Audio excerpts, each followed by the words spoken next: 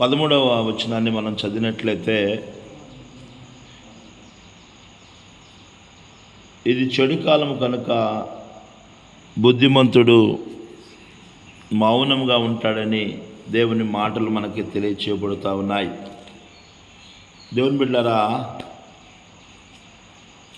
ఆమోసు ప్రవక్త ద్వారా దేవుడు ఇక్కడ రాయిస్తున్న మాటల్లో గమనించినట్లయితే చూడండి, 13వ వచనం మనం చదివినట్లయితే, ఇది చెడు కాలము గనుక ఈ కాలమున బుద్ధిమంతుడు ఓరకుండును.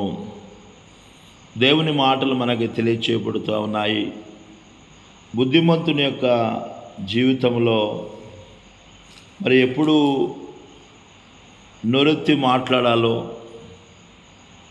ఎప్పుడు నోరెత్తి మాట్లాడకుండా ఉండాలో అనే విషయాలు బుద్ధిమంతుడికి తెలుసు అనే విషయాన్ని మనం గుర్తుంచుకోవాలి. కనుక బుద్ధి కలిగి నడుచుకునే వ్యక్తులుగా మనం ఉండాలి. దేవుని బిడ్డలారా, మౌనంగా ఉండటం అనేది నేర్చుకునే వ్యక్తులుగా మనం ఉండాలి. బైబిల్ గ్రంథంలో ప్రభువైన యేసుక్రీస్తు వారు కూడా ఆయన మరి మౌనంగా ఉన్నట్లు మనం చూస్తూ ఉన్నాం. కొన్ని విషయాలలో యేసు ప్రభు వారు మౌనమును వహించినట్లు మనం చూస్తూ ఉన్నాం. దేవుని ప్రజలారా, చూడండి, మరి యేసు ప్రభు వారి గురించి ఆయన మౌనంగా ఉంటాడనే ముందుగానే ప్రవచనం చెప్పబడింది. యెషయా గ్రంథము 42వ అధ్యాయము 2వ వచనాన్ని మనం చదివినట్లయితే, యెషయా గ్రంథ ప్రవక్త ద్వారా దేవుడు రాయిస్తున్న మాటలను మనం గమనించినట్లయితే 42వ అధ్యాయము 2వ వచనం మనం చూసినట్లయితే, అతడు కేకలు వేయడు, అరవడు, తన కంఠస్వరము వీధిలో వినబడనీయడు. యేసు ప్రభు వారి గురించి ప్రవక్త అయిన యెషయా తెలియపరుస్తున్న మాటలు ఇవి. యేసు ప్రభు వారు ఆయన అరవడు, కేకలు వేయడు, వీధులలో తన కంఠస్వరము వినబడనీయడని చెప్పి దేవుని మాటలు మనకు తెలియపరుస్తూ ఉన్నాడు.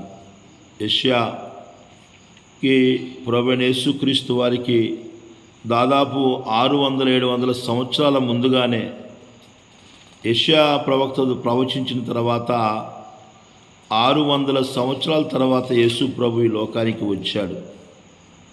కనుక ఆయన గురించి ముందుగానే మరి తెలియచేయబడింది, ప్రవచించబడింది. 53వ అధ్యాయంలో కూడా యెషయా గ్రంథం 7వ వచనంలో మనం చూసినట్లయితే, అతడు దౌర్జన్యము నొందెను, బాధించబడినను అతడు నోరు తెరవలేదు. వదకు తేబడు గొర్రె పిల్లయు, బొచ్చు కత్తిరించు వాని ఎదుట గొర్రెయు మౌనంగా ఉండినట్లు అతడు నోరు తెరవలేదు. దేవుని బిడ్డలారా, గమనించండి, ప్రభువైన యేసుక్రీస్తు వారి గురించి, ఆయన శిలువ మరణమును గురించి ఇక్కడ రాస్తా ఉన్నాడు. యేసు ప్రభు వారు దౌర్జన్యము చేత అతడు పట్టబడ్డాడు, బాధింపబడినను అతడు నోరు తెరవలేదు.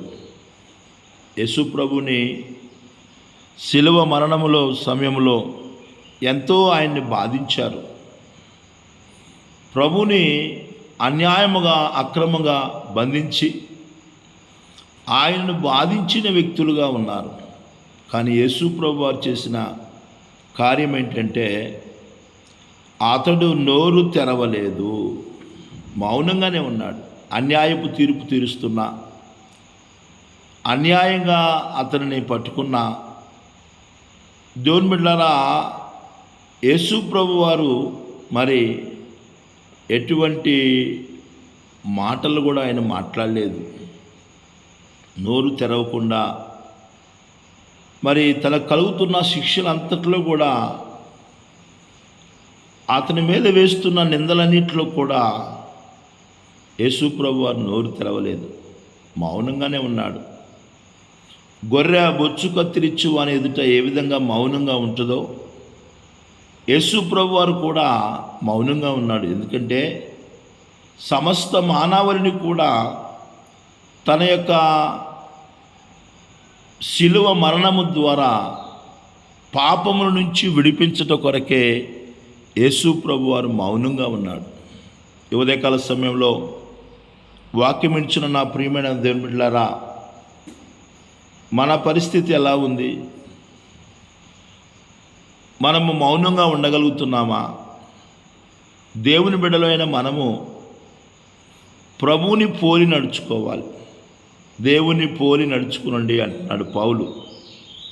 ఎఫెసీయులకు రాసిన పత్రిక 5వ అధ్యాయము 1వ వచనాన్ని మనం చదివినట్లయితే, మీరు ప్రియులైన పిల్లలగినట్లు దేవుని పోలి నడుచుకునుడి.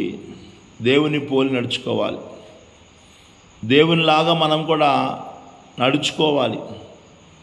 యేసు ప్రభు వారు దౌర్జన్యము చేయబడ్డాడు.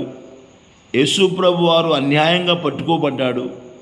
యేసు ప్రభు వారు ఏ లోపము లేకుండా, ఏ పాపము లేకుండా కానీ శిలువ మరణానికి అప్పగించబడ్డాడు. ఎన్నో నిందలు వేశారు, ఎన్నో నేరాలు ఆయన మీద మోపారు. కానీ యేసయ్య మౌనంగానే ఉన్నాడు, మౌనంగానే సహించాడు. ఎందుకంటే ఆయన శిలువ మరణము ద్వారా సమస్త మానవాళిని కూడా పాపముల నుంచి విడిపించుట కొరకే యేసు ప్రభు వారు మౌనంగా ఉన్నాడు. దేవుని కార్యాలు ఆయన ద్వారా సమస్త మానవుని జీవితంలో జరగాలని యేసు ప్రభు వారు మౌనంగా ఉన్నారు. కనుక నా ప్రియమైన దేవుని బిడ్డలారా, మౌనంగా ఉన్నాడు కాబట్టే దేవుడు అందరికంటే పైవాడిగా ఆయనను హెచ్చించాడు. అపోస్తలుడైన పౌలు ఫిలిప్పీయులకు రాసిన పత్రిక 2వ అధ్యాయంలో చెబుతున్న మాటలు ఏమిటంటే, అందరికంటే పైవాడిగా అతను హెచ్చించబడ్డాడనే విషయాన్ని తెలియపరుస్తూ ఉన్నాడు. మనం కూడా యేసు ప్రభుని మనకి మాదిరిగా ఉన్నాడు ఆయన. ఆయన బిడ్డలమైన మనము ఆయన ఏ విధంగా మౌనంగా ఉన్నాడో మనము కూడా మౌనంగా ఉంటూ ఆయన ద్వారా కలిగే, ఆయన వలె నడుచుకొనుచు ఆయన ద్వారా కలిగే గొప్ప మేలులను పొందుకునే కృపను ధన్యతను ప్రభు ప్రతి బిడ్డకు దయచేయనుగాక. అనేకమైన విషయాలు ఉన్నాయి, రేపటి దినాన మనం ధ్యానం చేసుకుందాం. దేవుడి కొద్ది మాటలు మనందరి వినికిల్లో దీవించి ఆశీర్వదించునుగాక. ఆమేన్. ప్రార్థన చేసుకుందాం.